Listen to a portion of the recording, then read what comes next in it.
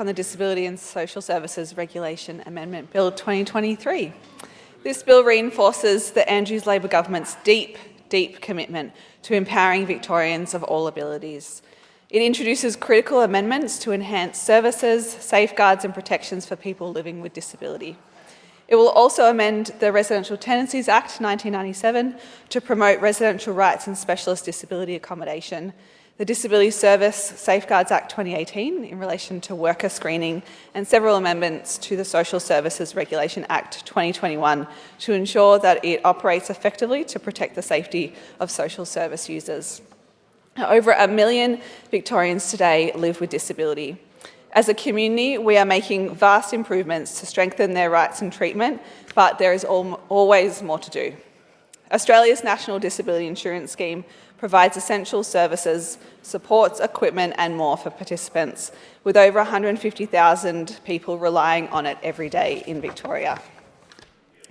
Introduced over a decade ago by the trailblazing Prime Minister Julia Gillard, it is now an integral part of the way we support and protect people living with disability in this country. Our government acknowledges that we all have a role to play in making sure Victorians living with disability are well supported with inclusive, appropriate and sustainable supports in place that enable them to live full lives. We've seen what happens when it goes wrong. The Royal Commission into Violence, Abuse, Neglect and Exploitation of People with Disability has laid it out very clearly, Acting Speaker, over the course of their public hearings. While the final report isn't due to be handed down until later this year, the lessons are already there to be learnt and acted on. It's clear that when the system doesn't protect the most vulnerable, the results are devastating. That's why this bill exists, to strengthen the protections for people living with disability and to make sure supports are in place so that the type of issues that the Royal Commission exposed cannot happen again. The key amendments that are dealt with in this bill include increasing rights and protections for people living with disability.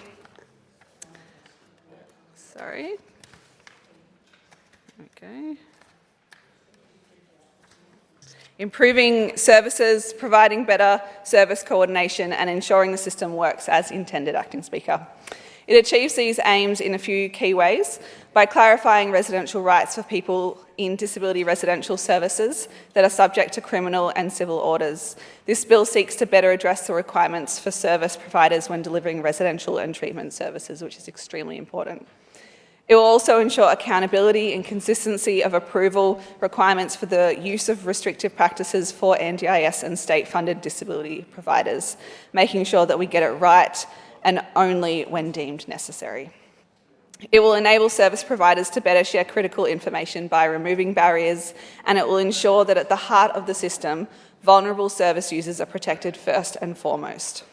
This will be enshrined in circumstances where authorised officers will be able to enter rooms in private supported residential homes without consent in limited circumstances. This may be deemed necessary where, for example, a person is intimidated or influenced by the provider, but an inspection is deemed necessary for their welfare. Now, Acting Speaker, these powers will be subject to a series of checks and balances that will aim to make sure people living with disability are adequately supported.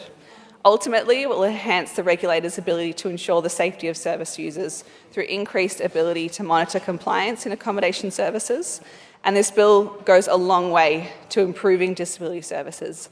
It's a part of a broader picture of delivering for people with disability in this state. Now, we are walking the talk in Victoria when it comes to making sure people with disability are at the forefront of decision making.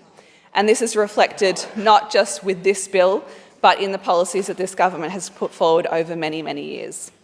Now, an example of that is the $1.6 billion of investment to make sure every student of every ability thrives at school. The Disability Inclusion Program has begun rolling out to Victoria's government schools between 2021 to 2025. And this funding is for schools to implement practices that support inclusive education for students with a wide range of learning needs. Whether it's through hiring new disability learning staff, funding new interventions and equipment, professional development, technology, or so much more, it allows schools to implement the best possible solutions for students based on their needs. And so many students in my electorate of Ripon are benefiting from this already. Late last year, we also announced a $39 million Pathways to Home program to help patients with disability who are stuck waiting in hospital while their NDIS plan kicks in to transition to home or home-like accommodation. This not only helps them to get home sooner, but means that they're not stuck in limbo, waiting for their accommodation plans to commence, freeing up more hospital beds and helping Victorians who need it most. Now, we all know on this side of the House that a centrepiece item from the Andrews Labor government's agenda has been free TAFE, and reflecting the high demand for skilled workers in this space, we've made it free to study support at TAFE campuses across the state, which includes and fills gaps in key areas across the disability sector, including welfare support workers, disability carers, nursing support, care workers, welfare, recreation and community arts workers, and education aides. It will make sure that we have the workforce of tomorrow ready and willing to address the workforce shortages and support that many people with disabilities need. Our many unpaid carers across Ripon, of which I have met many in recent months, devote so much time, energy and love into their family members, friends and loved ones with disability. And their work too often goes unrecognised and unpraised. That's why I'm particularly proud that this government provides respite and funding for unpaid carers to give them the time and support they need to look after themselves. In my electorate of Ripon, we are so lucky to have so many wonderful community disability service providers who do a power of work each and every day to support people with disability in our region. I've had the pleasure of meeting with many of them, and I'm looking forward to meeting many more into the future. One of those is Grampians Disability Advocacy, who through some of the toughest times supported over 300 clients with NDIS appeals and advocacy, and they've supported clients through the Disability Royal Commission. It was a pleasure to meet with them last year at their annual general meeting, where I heard about all the hard work they do for locals in Ballarat, Ararat and beyond, and I know that the member for Wendouree has a very strong relationship with them as well. The members for Wendouree, Eureka and I also recently met with McCallum, who are in the process of moving their employment businesses, including McCallum Industries, McCallum Linen and Ballarat Regional Industries to the Ballarat West Employment Zone, or BWES. Supported by the Andrews Labor government, McCallum is the largest social enterprise in Western Victoria, employing over 300 people with disability. When the move is complete, they'll have room to expand, creating 275 jobs. I've also had the great pleasure of meeting with staff from Grampians Community Health, who do so much incredible work across our region with people with disability. They reach over 200 postcodes across the Grampians and Wimmera regions and have supported over 5,000 new clients since January 2019 alone. They do tireless work supporting locals with disability support, carer, respite, counselling, family violence support, drink drive programs and so much more.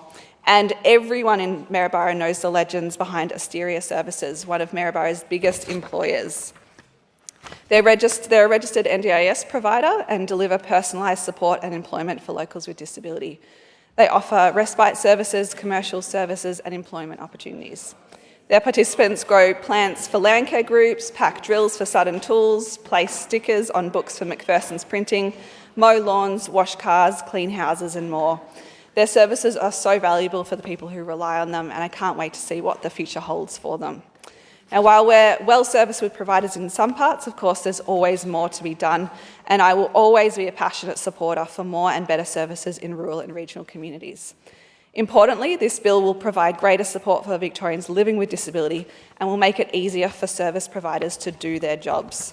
The Disability Act 2006 is being reviewed in stages, with this bill forming part of phase 2 of the reform agenda by promoting the rights of people residing in residential services and improving treatment practices, among other measures. I will always jump on every single opportunity to work with organisations and groups that are building a more inclusive and accessible community. I'm dedicated to work hand in hand with disability advocates to make sure that the needs of people living with disability in Victoria come first, which is what this bill sets out to do.